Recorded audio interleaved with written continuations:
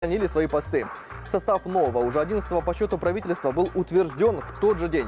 Эксперты говорят, что новый Кабмин достаточно сбалансированный, а его социальный блок усилен опытными управленцами. Но начнем, конечно же, с главы кабинета. 53-летний Аскар Мамин прежде занимал пост первого вице-премьера, руководил национальной компанией «Казахстан Темір-жолы», был акимом Астаны, министром транспорта и коммуникаций.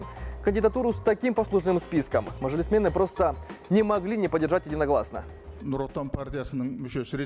Как член партии Нур-Отан поддерживаю ваш выбор и призываю коллег одобрить кандидатуру. Уважаемый Нурсултан Абишевич, представленный вами кандидат Аскар Узакбаевич нам хорошо знаком. Знаем его как сильного производственника, и как вот вы сказали, и город взял, министерство возглавлял. Опыт накоплен большой. Вот. И самое решающее, конечно, то, что вы предлагаете для нас, ваш выбор, это без сомнения считаем, что правильно, и фракция наша «Ак-Жол» эту кандидатуру поддержит.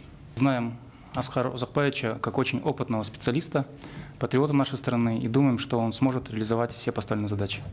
Эксперты Казахстанского института политических исследований считают, что правительству под руководством нового премьера вполне под силу ускорить решение проблем в социальной сфере. По их мнению, для того, чтобы возглавить кабинет министров, у Аскара Мамина более чем подходящая биография. Достаточно опыта, что очень важно, потому как в разное время и в разных статусах он уже входил в состав правительства.